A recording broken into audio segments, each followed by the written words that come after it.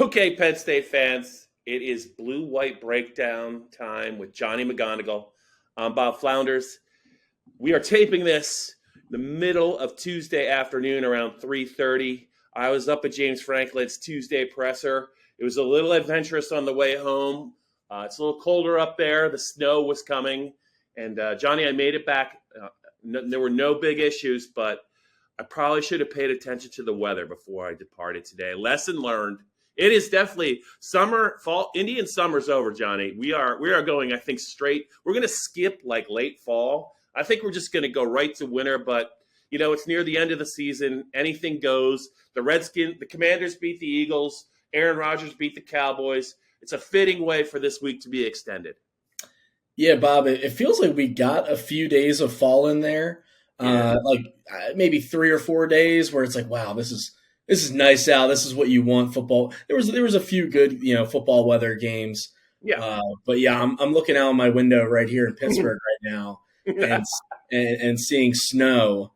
Yeah. And it's coming down, and I'm like, this isn't fun. So I'm not a skier or snowboarder, so it's not like I'm looking forward to this by any means. But you mentioned that Eagles loss last night. That was something. I have never seen a game quite like that. So we can just we can leave it at that. But yeah, bad weekend for us. Good weekend for the Giants and Commanders, I guess. I was talking to some of your Eagle fans that are on the Penn State beat up in State College. There's quite a few of them, and understandably so. But I said, I was thinking about this. I think, in a way, Carson Wentz did it to you guys again by getting hurt, because I'm not an Eagles fan, but I'm pretty sure if Wentz is playing in that game, not only would the fans be stoked to beat him, but the team would be stoked to beat him. And I don't know that he is capable of winning a game against a team like Philadelphia. So him getting hurt, I think, really came back to bite you guys. I think Carson Wentz was the happiest person in that stadium because he wasn't playing. Because if he was playing, the Eagles would have won that game like 35-0. Not saying that Taylor Heineke did anything special, but just because Wentz would have crumbled like we know he would. I got you. Yeah. What are you going to do when Quez Watkins tries to get up and make a play and there's just a guy right behind him just punching the ball out when you've got a brutal missed face mask? I don't normally complain about the refs, but I know. I just saw that on social media before we got this started. I had missed that part of it, and that's like pretty prominent on Twitter right now. And that's definitely that's definitely my bad from the NFL. That stuff kind of can't happen, but it did. Well, we'll see if Penn State has any, crazy calls that go against them this weekend, and I don't even know if it would matter against Rutgers, given what Rutgers has done this season. I mean, they hung around with Michigan a couple weeks back in the first half before Michigan decided to start playing and outscored them 38-0 in the second half. So look, I don't know what you're thinking here, Bob, in terms of have you looked at a score prediction yet? Is that something that you've into? I can tell you this, Johnny.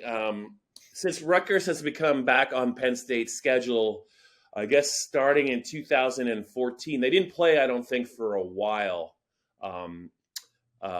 before Rutgers joined the Big Ten. But Johnny, it's crazy. Like literally, save for maybe one occasion, every game that Penn State plays against Rutgers pretty much follows the exact same script. Rutgers is life or death to score 10 points. Like literally life or death. Penn State can play its C game and still beat them by at least 2 touchdowns. And now I know it's just amazing, though. They've won 15 straight, Penn State, dating back to a loss in '88 at home. But Rutgers just cannot, no matter how feisty they are against some good teams, maybe in the Big Ten, they are not particularly feisty against Penn State. I don't know what is going on there, but my expectation is that Penn State is probably going to hold them, to 10 or less. They might get their second shutout in a row, and I don't know that they really need to do a whole heck of a lot on offense to beat this team. Greg Schiano is making strides, maybe very small strides, but they're so challenged on offense, Johnny, that it's really hard to kind of paint a picture of a potential Rutgers upset. They're getting 19.5 at home, and I'm not really sure that's enough. Yeah, if 19.5 looks like just a staggering figure. But when you look at the way these two teams are set up right now, and you mentioned Rutgers and their struggles, and you look at what Penn State has done in recent weeks to overmatch teams, even going back to Minnesota without their starting quarterback, and that was a big win in the whiteout. Disappointing fourth quarter against Ohio State, but you go to Indiana, you blow them out, you blow out Maryland this weekend. I mean, that game, 27-0 at halftime, finished up 30-0. Like, that could have been a heck of a lot worse for the Terps. I mean, they at no point were they in that game. And so I kind of expect something similar to happen this weekend. I just think Penn State's defense is just playing too good right now. I mean, just really from the front four, especially the front four, the way that they've been able to get after the quarterback, Chop Robinson in the revenge game against Maryland, and but even like Keziah Izzard and all these defensive tackles and that depth along the front four has been playing really well. Abdul Carter, we've said it all year, he's been a menace as a freshman linebacker, even without Curtis Jacobs and without Joey Porter Jr. last week, and that was the big sticking point of James Franklin's press conference on Tuesday was JPJ's availability and that he had appendicitis. And that's why he was out last week against the Terps, and they are expecting him to come back at some point this season. When that is, we don't know exactly. But even without him, I mean, Kalen King has developed into one of the better coverage corners in the country. And, Jair Brown is playing well at safety. So some good vibes on Penn State's defense right now. Yeah, and just one more note on the Rutgers-Penn State history. Back last year when you were still covering those scrappy Pittsburgh Panthers, literally Penn State, half the team had the flu, and they still beat them 28-0 in State College. I don't know what has to happen for Rutgers to seriously threaten Penn State, but I kind of thought last year, if ever it was going to happen, like Sean Clifford had to hit the eject seat pretty early in that game because he felt horrible. Christian Veilleur came in. Eventually, he got going through 3 touchdown passes. Malik Mega caught like a 67-yard touchdown pass. Penn State couldn't even run the ball, and they still beat them 28-0. Now they have a running game. Clifford's feeling better. Their defense, while talented last year, they had a lot of guys under the weather. This defense is a lot deeper. It's really hard. It's hard to see it, Johnny. And as far as Joey Porter, I don't know. I was there when James answered the question about he does expect Joey Porter Jr. to come back. But I'm just thinking to myself, why would Joey Porter come back? I mean, he's already faced Purdue. He's already faced Ohio State. I don't know where Penn State's bowl destination is, but he's a fourth-year player. He's played a lot of football.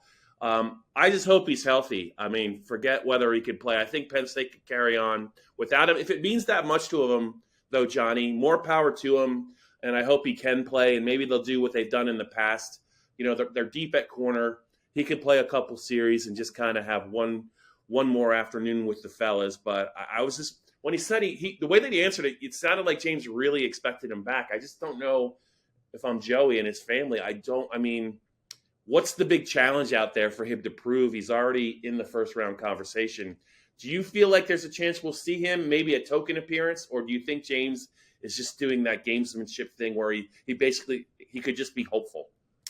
Well, look, as someone who had an appendectomy and then went back to work a few days later, it just I am the peak physical performance. So Joey better get on the field, right? If he's going to stand up to that. Now, sitting in a press box at the Carrier Dome is a little different. Yeah, on a Friday night, no less, is a little different than going out and playing corner. Maybe not against Rutgers, but certainly against Michigan State. So, look, if he ends up going to the NFL after this season, as we all kind of expect him to, he's projected first round pick. Maybe it's hey, he wants to get back out there on a senior day, last home game at Beaver Stadium, and like you said, maybe play a few series. Maybe he plays the whole game. Maybe with the thing with I'm not a doctor, but when it comes to that kind of stuff, it really varies in terms of just how quickly you can come back from that. So yeah, that's kind of a wait and see thing. But they certainly don't need him to come back this weekend against Rutgers. Mm-hmm. This is not an offense that will strike the fear in you at all. This is not an Aiden O'Connell or C.J. Stroud situation where it's like, hey, they're going to be throwing the ball a million times. You really have to, bring it every snap. And even if they did, I mean, I do think that they have that level of confidence in the corners behind Joey. Johnny Dixon, the transfer from South Carolina, has played well this season, and he started in Joey's absence over the weekend. They have Marquise Wilson, as well as Cam Miller, who's a true freshman who burned his red shirt and has been playing some snaps. And so, this is a deep room, and it's a room that is led by Joey and Tig Brown. And so I'm sure he wants to get back out on the field if he can, but I don't know, unless he's really eyeing a bowl game, depending on who they might play. This is a situation where if I were him, just hang out, man. Get ready for Get ready for the league. Take no chances. But that's a decision he'll have to make. Can you imagine just him at the combine, just walking around without like his uniform on? Because Penn State fans, I don't know if Penn State fans always see him in uniform. You see him walking around after practice. He is so long, but he's also ripped. You know what I mean? He's a specimen. He is very fast. He could jump very high. I'm just thinking about him at the combine and like NFL GMs and scouts like looking at him and maybe him going through some drills. And then, I mean, it's going to be nothing but I would think it's going to be nothing but favorable. I know I'm getting ahead of myself, but Johnny, let's just talk about a couple other players we haven't seen for a while. Olu Fashanu has not played since the late stages of the Ohio State game. Not really. It's really hard to get a feel for if he's going to play again for Penn State. But boy, has he passed a lot of tests this year. If he was going to leave, I mean, he showed up and he showed up big time against Ohio State and even Michigan. He's been good from the very first series of the season. I don't know about him. Curtis Jacobs before the Maryland game.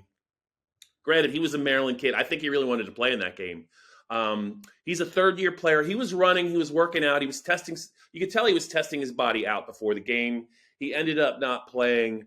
I think I have a little bit more optimism about maybe him returning. I don't know if it'll be this week, but you're right. Abdul Carter played great, but I don't know that we've seen the last of Curtis Jacobs. And if he does play, Johnny, against Rutgers, I think it's odds are even better that Penn State could go back-to-back weeks with a shutout.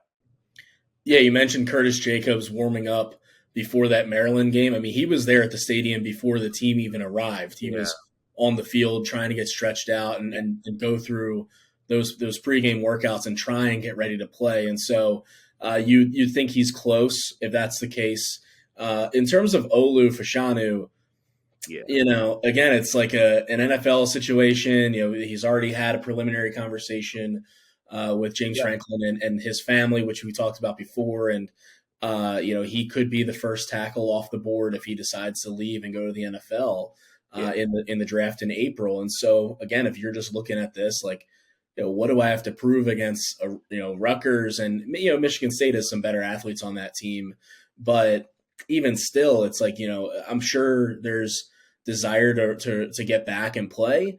But then you also have to look in the mirror and look at your future and really determine what's best here and talk to your family and determine what's best. And again, like, we're not sitting in on those conversations, so it's not for us to say for sure whether or not, we've seen the last of Olu Fashanu, but I would totally understand if he ultimately doesn't come back. Now, James Franklin said, I believe it was last week after practice, that the decision of whether or not Olu to come back and play, he said, is strictly medical, that the NFL stuff has nothing to do with that.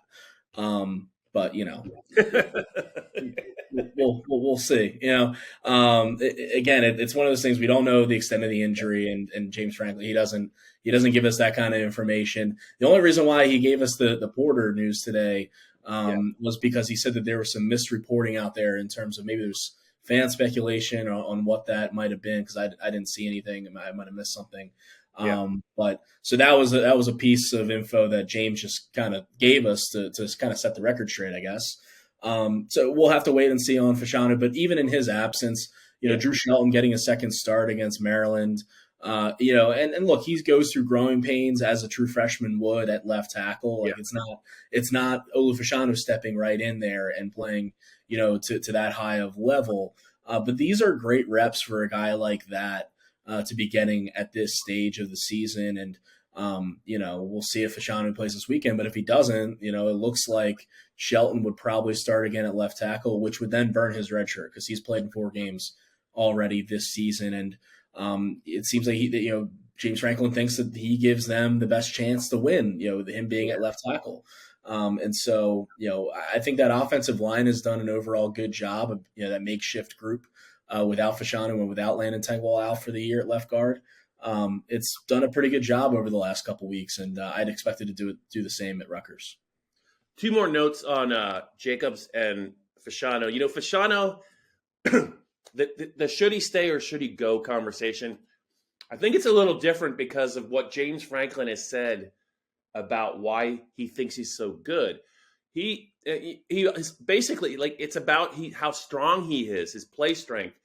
And when you're a young offensive lineman, maybe that's the knock that you shouldn't go. You need to get bigger. You need to get, he's already big. He's already, handling some quality defensive ends with his play strength. So, he's had less than a full season of starts, but that is a premium position.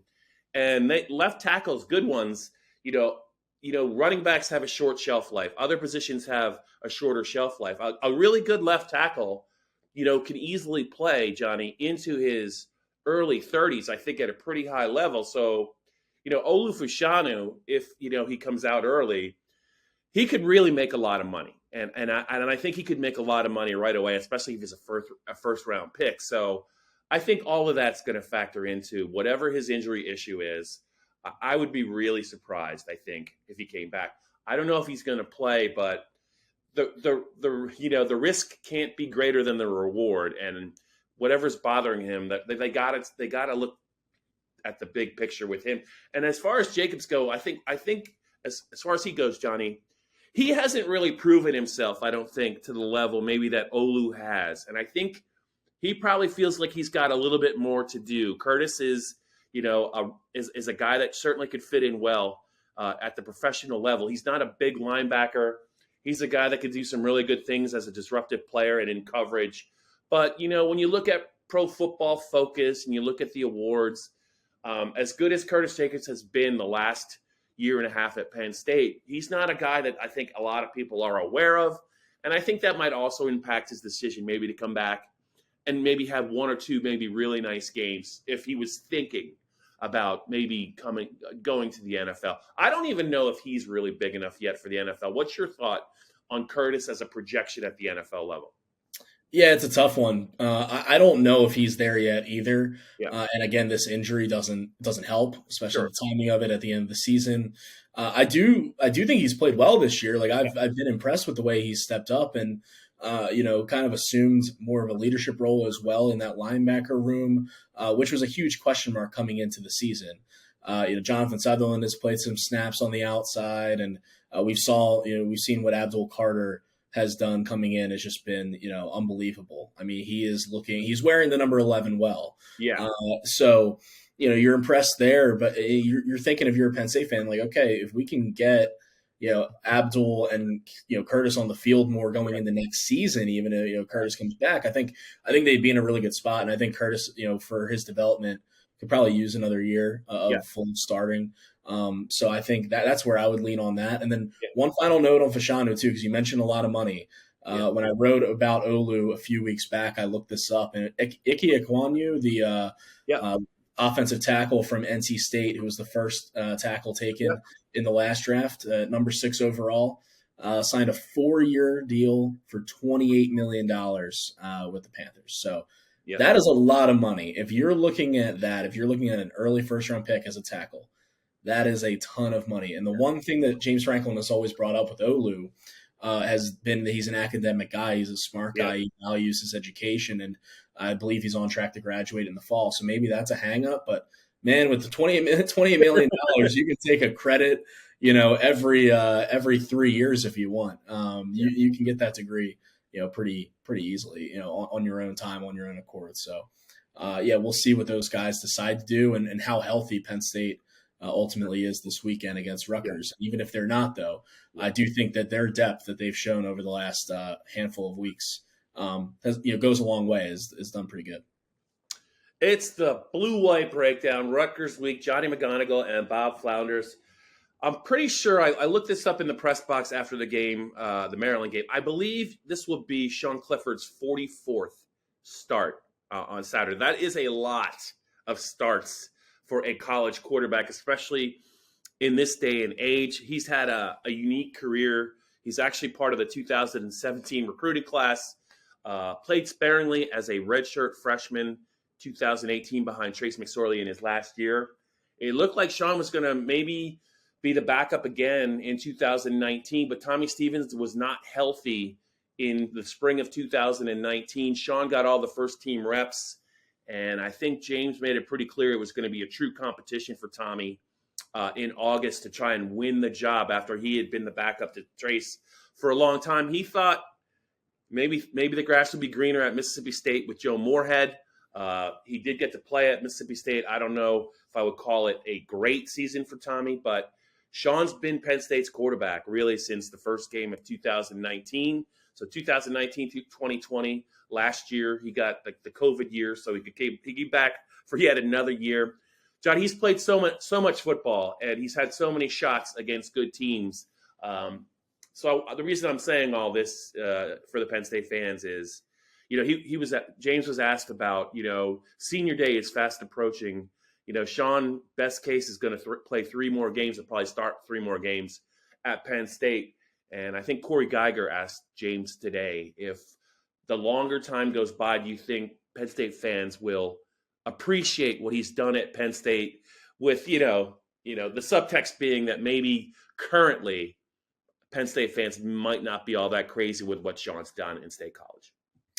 Yeah, James was saying that basically, when we recruit these guys, we feel like they can come in and help, and at the same time, these quarterbacks, right? All these guys that always come in, you bring in Tommy, bring in these guys, and whenever you talk to quarterbacks specifically too, it's such a tight knit group position, and you hope that every guy, if you're the guy that coming in, you're thinking like, I'm going to be the guy at some point at this school. And sure enough, Tommy Stevens was never that guy really, but Sean Clifford turned out to be for, so long at this program. And, there's value in that. There's value in experience over the years. There's value in all those starts.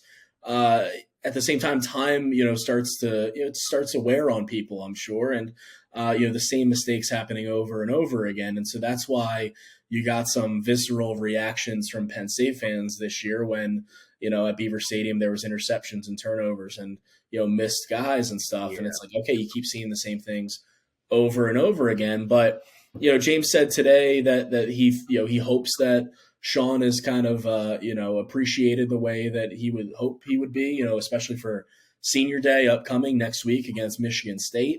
Right. Like you said, he's got a couple more starts ahead this weekend against Rutgers and then next week. And then you got a bowl game. And I am intrigued to see what they ultimately do with the bowl game, and considering who they play. It's like, coaches all the time say that bowl season's a new season. You get 15 practices.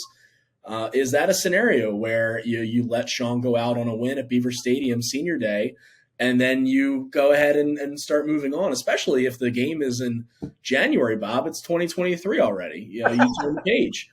That's just something to keep in mind. It's not something that I think James Franklin would necessarily commit to or do, but it's just a thought that I had while watching Sean Clifford set the all-time passing yards record last week in the Beaver Stadium press box, and we're talking about how long he's played for, and it's like, maybe they would move on from him in a bowl game, a new season. But I'm sure some Penn State fans would like that. Some Penn State fans would like to see him, finish out his career, in a bowl, in a nice bowl, wherever that is.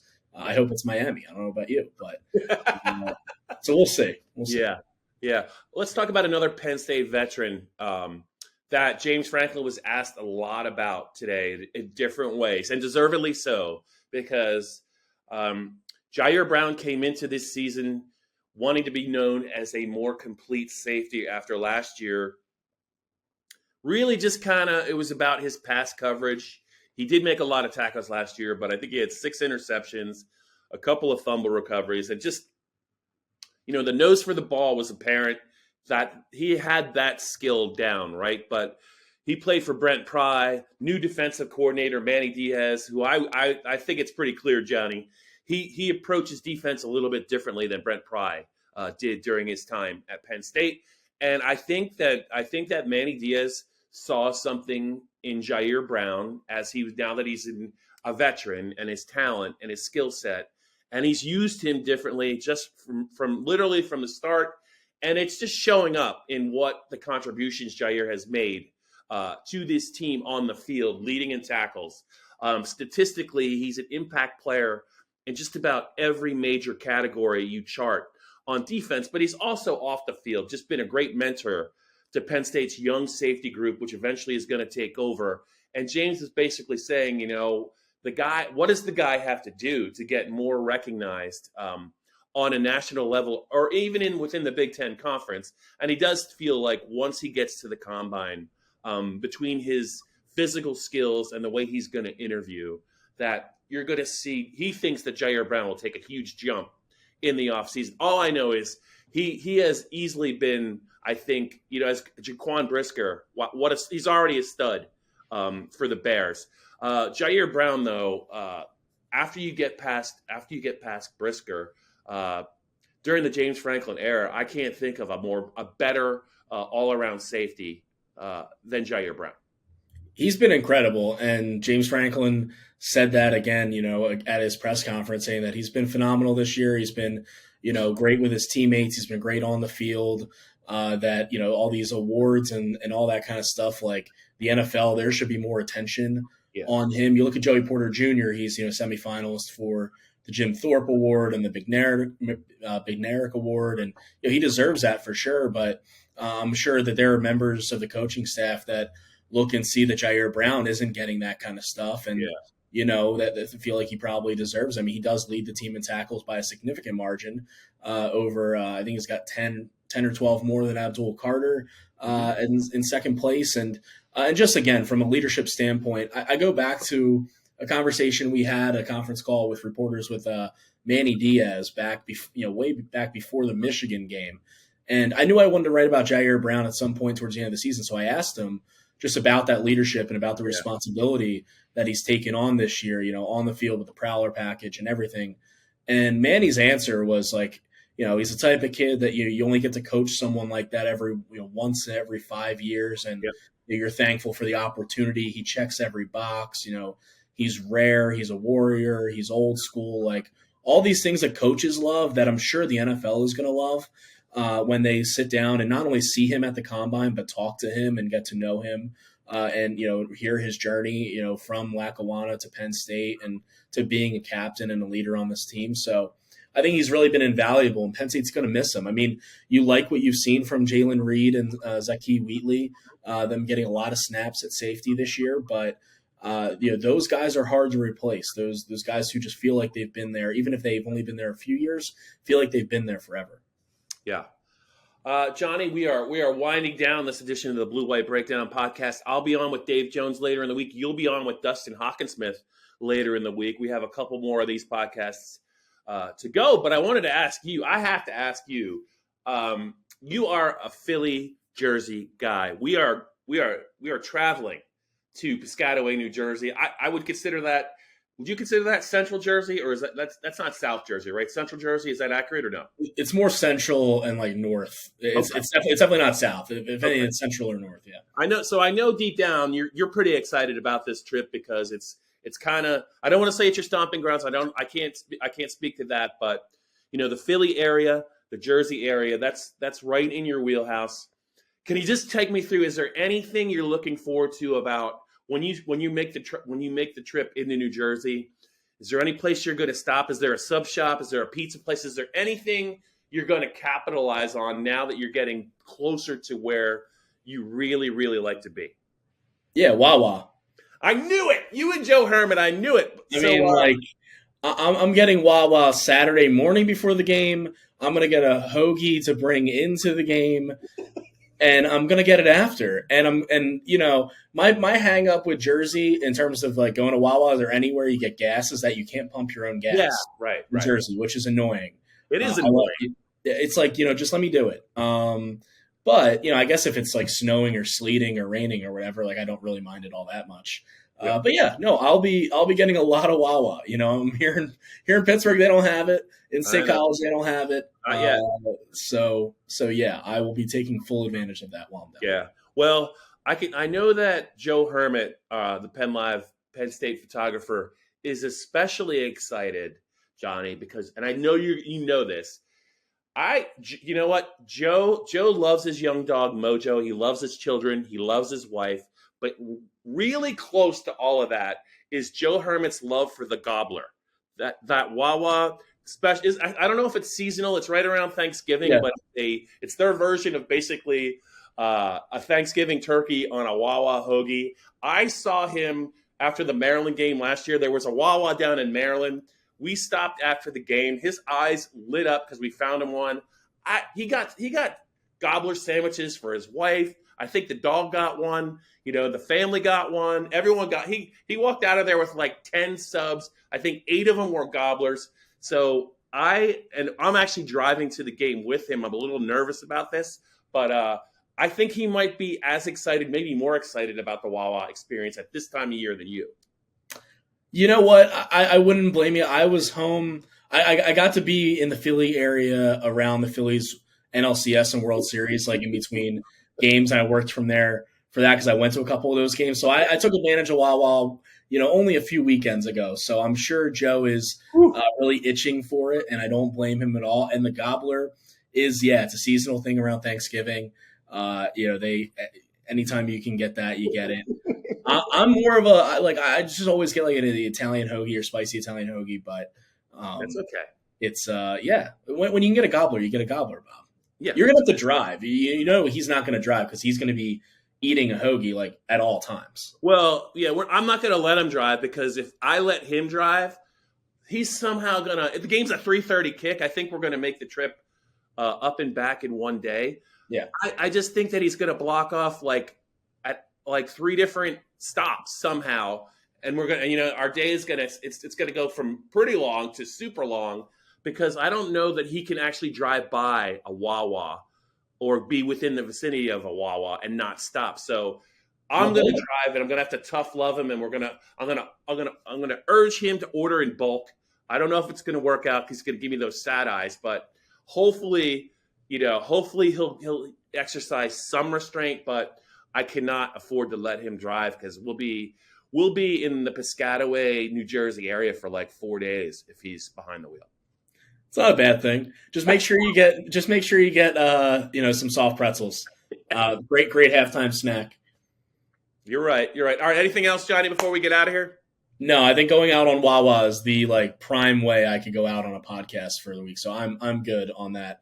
Looking forward to this weekend. Looking forward to hearing you and Dave chop it up, and then I'll be on with Dustin later in the week. Sounds good.